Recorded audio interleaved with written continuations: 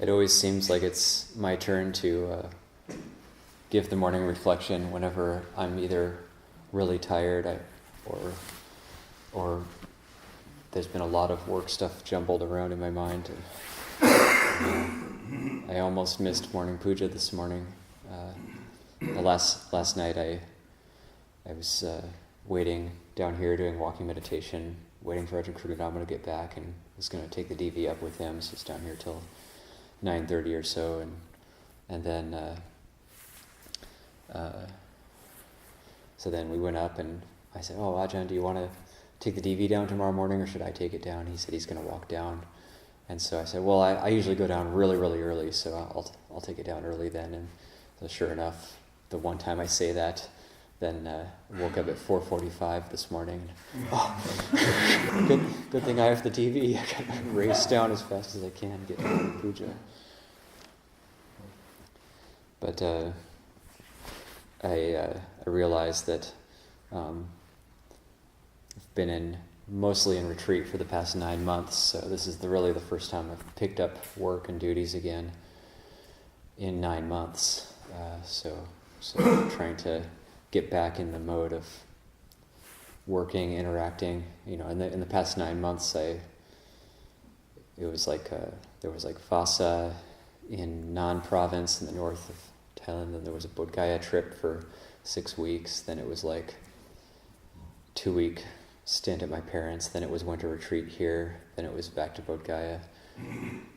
So some talking in there, some interaction, but mostly sort of going inwards and retreat mode, very much in retreat mode. And so I think my energy just sort of crashed last night.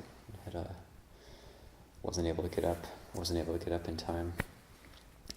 So, but anyway, I think something that gets us through these periods each day, where we've got this daily schedule, we've got the morning puja, morning chanting and reflections. We're chanting our reflections. We have this, the breakfast, tea, coffee in the morning work meeting, work period, the meal, the afternoon period where we go back to our kutis and do sitting, walking meditation or study, or some people have other duties. Then we have the evening puja, and day after day after day, we keep going. And like Ajahn Chah said, like, if we want to practice, we practice. If we don't want to practice, we practice. Whether we're feeling diligent, we practice. If we're feeling lazy, we practice. And sometimes I even found if I'm feeling lazy and I just go into the meditations, it goes really well, unexpectedly. So we just keep building up, and this is our duty as samanas, as living the holy life, that we keep to this daily schedule, and we keep building up our mindfulness, building up our sense of knowing ourselves, our sense of self-awareness, and also learning about the benefits of restraint in terms of Dhamma practice. So like the Buddha teaching about sense restraint. And when we hear the word restraint, sometimes we have like a really tight feeling, but restraint is more about freeing ourselves from the bonds of the 6 sense bases. So eye sees forms, not giving rise to marks and features. The ear hears sounds, the nose smells odors, the tongue has tastes, the body is tactile sensations, the mind gives rise to thoughts and moods, not giving rise to discriminating between it's this way or that way, or I want this one, I don't want that one, but just remaining focused on our task at hand. And I think that's one of the benefits of the daily schedule, is that no matter what our mind is doing, no matter what our body or our mind is doing, we just are in this schedule and we just keep going. And because we're in this container, then it's a container in which insight can arise, because we can't just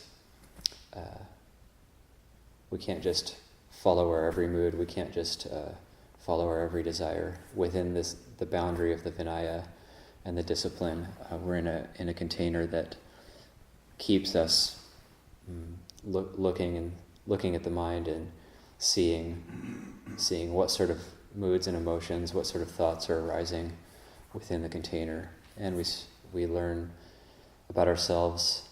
We go through happiness and suffering, and then when we suffer enough over something, then if we see it clearly, we can let it go. Intellectually, we can know we have to let go. Intellectually, we can read the suttas and know how to practice. But this is why the Ajahns talk about the heart a lot, the difference between the mind and the heart. Intellectually, we know we have to let go, but the heart doesn't let go yet. The heart only lets go when it sees suffering. So when the heart sees the First Noble Truth, then it starts to let go. But at first we have to actually think about it, consider it. Then once it gets really internalized, the Ñāniko, once the Dhamma gets internalized, then the heart starts to see the suffering clearly. And when the heart sees the suffering, then that's when it starts to fall away. So these are just a few thoughts about the benefits of the daily schedule and the container and how those things can be of benefit to us.